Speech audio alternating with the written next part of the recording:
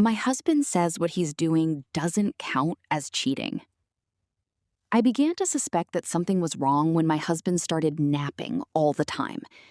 At first, I thought that he was sneaking out at night to meet another woman. I hated to jump straight to infidelity, but Jerry had barely. So then I began to worry that Jerry was sick. Clearly, something was causing him to be fatigued. It wasn't until I threatened to drag him to the hospital that he told me what was really going on. I'm sorry, I interjected. You're doing what? Reliving the past, Jerry smiled. I was flabbergasted. You're gonna have to explain it to me one more time. Jerry took off the terribly ugly necklace that he'd been wearing for the past few weeks.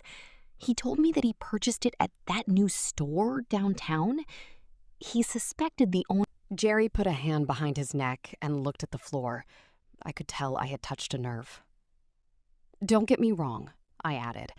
There are times where I miss the folly of youth, but I would much rather enjoy life as I am now. Jerry took a deep breath and said, I miss how things used to be in our marriage. That hit like a punch in the gut. Excuse me? I crossed my arms. Don't you ever reminisce on the early years? When we were young and wild and free?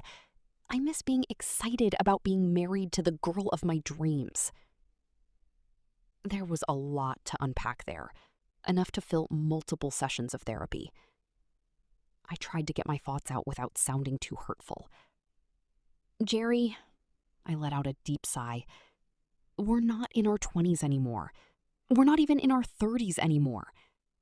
One of the inescapable truths of life is that it keeps marching forward. People grow old and they change, but that doesn't mean that life is worse. It's just different. Nobody's life is perfect forever. Mine can be. Over the next few weeks, I began to see even less of Jerry. He started calling in sick to work so that he could spend more time in the past. I tried to change.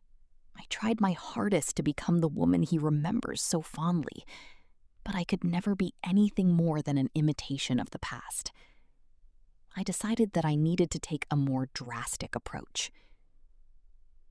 A small bell chimed as I walked through the entrance to Edith's Emporium. The store was full of all manner of oddities, and sitting at the counter was the oldest woman I had ever seen. Her curly white hair reminded me of a used mop and covered her face so entirely that only her crooked yellow